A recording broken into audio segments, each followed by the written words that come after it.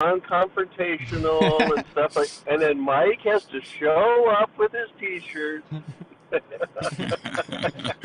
We weren't Yeah. recording. Okay, I'm going to hit the record button since we're getting started here. It's about 5:35, and we definitely want to keep these things brief. Welcome back to the meeting. We've been a little on the small side for the last couple weeks, but that doesn't mean things haven't been happening. I noticed, Mike, you sent me a whatever it is you got back from the Legislative Services Committee. What do they call that?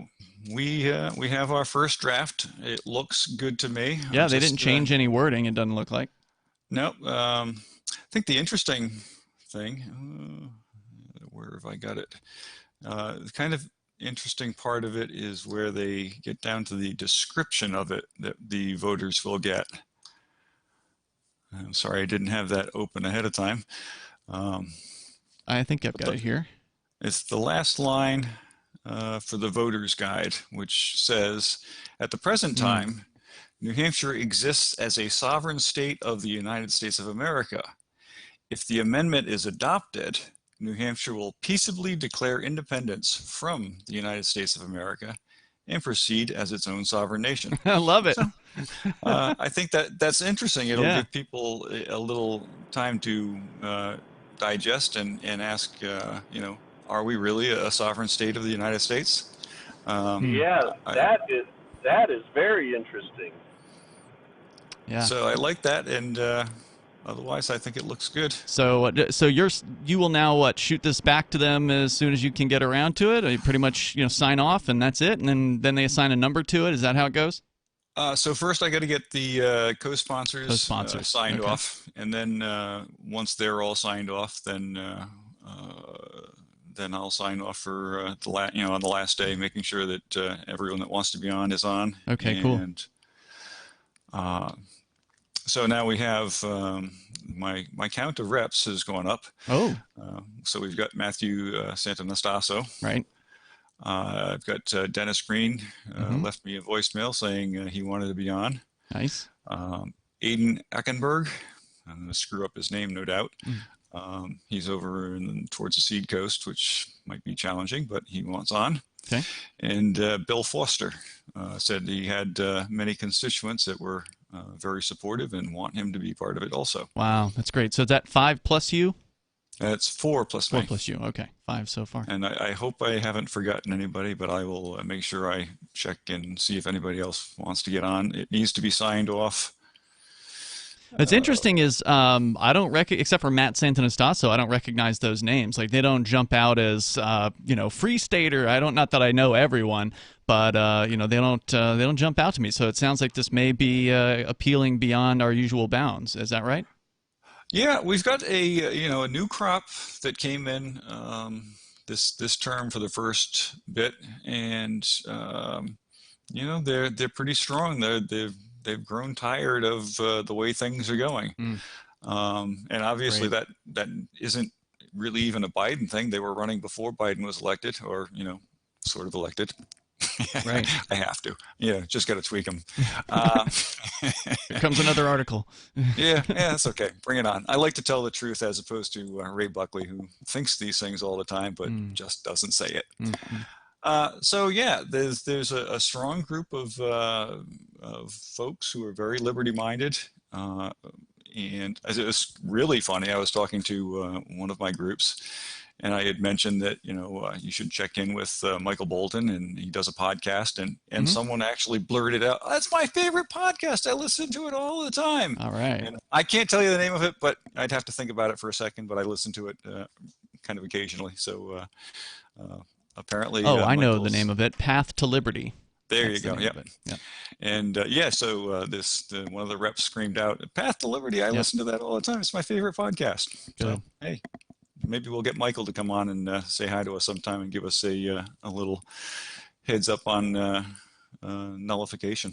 And then maybe he could have you on his show. I mean, obviously I can't make promises for him, but that would be a nice thing. I'll be appearing on there's a group that, I don't know if you're familiar with the Goldback people at all. Goldback, New Hampshire Goldback. I'm on the board of directors of the UPMA, which is the United Precious Metals Association. We had our board of directors meeting. There's only 3 per year, but we had one this past weekend. And I missed the last one because I was in jail due to the Crypto 6 situation. And so kind of explaining to them briefly what had happened and how, it's obviously not a case about the goldback, but the federal government had stolen thousands of New Hampshire goldbacks from the house I live in when they did the raid as part of their confiscation of various different things of value. And so there was one of the other board members who hosts a show on a talk station out in Salt Lake City. And his show is all about sovereignty. It's all about state sovereignty specifically. And so I told him, he invited me on his show, and I said, yeah, of course I'm happy to come on and talk about the feds. But when he told me about how he's all into sovereignty, I said, hey, I'm involved in this thing going on in New Hampshire. And then he said he was going to give me most of the hour, and then he said, let's just put you on for the whole hour. Let's talk about this. So we might get some Utah, Salt Lake City coverage coming up in the next few weeks. That's going to be in early November, so that's in the works. Very nice. And I've been getting some various contacts from media folks that, frankly, I just haven't been able to get to.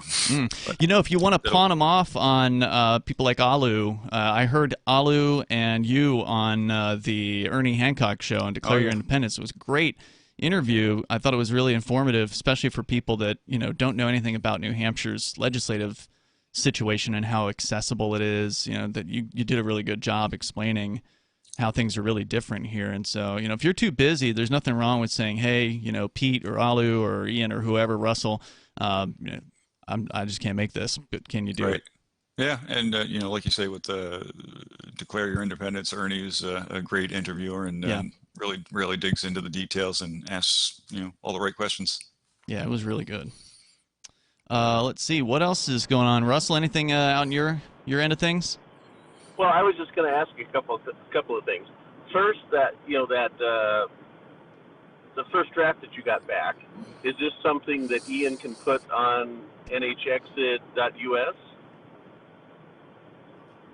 I would think so. Yeah, I actually it's not secret. Yeah, I was thinking about it. Gotcha. I didn't know if it would be jumping the gun just because it still doesn't have a number assigned to it. It doesn't have the co-sponsors' names attached to it. So, I mean, it would be, I think, sort of worth putting out there, but maybe we should just give it another week and then, you know what I mean? Well, even if you don't put on your site, if this is something that we can pass amongst our activists, then I'll put it in all the places I put stuff. I'll just say, this is what Mike got, this is the first draft, this is step 1 of 20, I don't know, whatever. That just so people know, right? And then the other one is the list of people that have been contacting you. If you could send an update to Alu or me or somebody, we'll update that spreadsheet that Alu's got. Okay, I can do that. Yeah, so if you just email me or Alu or Ian or just hand it to somebody, and then we'll put it in. Yeah, Russell, if you think it's worth putting that out there, I'll do it. I was sort of on the fence about it, like, yeah, I kind of want to do it, but then I'm like, next week it's going to be better. Maybe I should wait. But if you think it's worth sharing around, then I can put together a post. Yeah, just like, because some people get it from this. Yep. But, I'm just trying to pass it out. Because I noticed we have a lot of activists that are on 1 or 2 or 3 different outlets. Mm-hmm. And unless we pass it between all these different things, they don't know what's going on. Right. So, I try to pass it out to like my 5 outlets, and that overlaps with, Dave goes to places that I don't, Alu does other stuff, and then with all these podcasts and stuff, so that'll be great. That's all I had. Did you guys see the T-shirt design that a libertarian artist named Top Lobster came up with? Have not. The one that's it's not you, it's me. Yeah, yeah. So just to give you an idea of what it says, well, it says it's not you on one line, and then beneath that is a graphic of the United States with the New Hampshire portion of the United States kind of white, and the rest of the state is dark. So it's missing, and then to the right of that is a larger image of New Hampshire, sort of floating outward from the United States, and then below it says "It's me." And he's been selling that on his website. And I told him, I'd really like to get one with nhexit.us written on the back side of it, because it's I love the design, but I'd rather somebody be able to look at it and go somewhere, right? And like to not have to ask you about it. to just, there's a website. All right, let me go find out about it. So he said, yeah, no problem. I'll put that together. And so I've got that. I just haven't posted that yet. So I'll be posting a link to him selling. It's obviously a little more expensive because it's a two-sided print job, but you can get it on a hoodie, you can get it on a T-shirt. So I'm gonna get a hoodie version since things are getting a little cold up here, and that'll give me the excuse to wear it more often. Cool. As soon as you post it, I'll spread that out. Yeah, because I thought that was a great design. I think he also has Alaska and Texas. Yeah, maybe. He does. But yeah, now we've got. Oh no, it's Florida. It was Florida and Texas. He's got one for Florida and Texas. Yeah. So yeah, well, that's good, because that's why we have variety, and then we can buy them. Yeah, cool. Yeah, so I thought that was neat, and nobody asked him to do that. He just saw all the talk about secession and cooked that up and just started putting it out there, and I'm like, wow, that's pretty awesome. So, like it. All right. Anything else, gentlemen? Yeah, so I don't know if I got this out, but the sign-off date for the LSR is, the deadline is October 7th. What is that, so Friday? Next Friday? Yeah. Okay. Thursday. So make sure you check with me and make sure I've signed off, because wouldn't want to forget about that. That'd be horrible. And so there's one other little interesting bit that's come up, and I don't know if this has gotten any word yet. I got it sent to me directly, and I'm not sure how the language was received, but there's an LSR by a freshly minted Democrat. You can figure that out for yourself who it is. He likes his publicity, so I won't give it to him.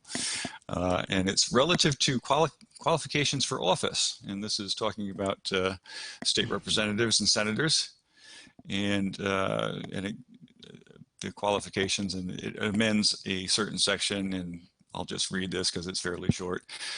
Is determined by the general court to have engaged in insurrection or rebellion or given aid and comfort to the enemies of the state in violation of RSA blah. This shall be determined by the House of Representatives in the case of a member of the House of Representatives, and by the Senate in the case of a member of the Senate. Now we go down to his amendment that tells us what insurrection or rebellion is, and he cites the federal Constitution, Article 14, Section 3. A person who engages in insurrection or rebellion against the United States, or who gives aid or comfort to the enemies thereof, shall be ineligible to hold elective office in the state unless Congress, by a vote of 2/3 of each house, shall remove such disability. For the purpose of this subparagraph, insurrection or rebellion shall include any action intended to separate New Hampshire from the United States.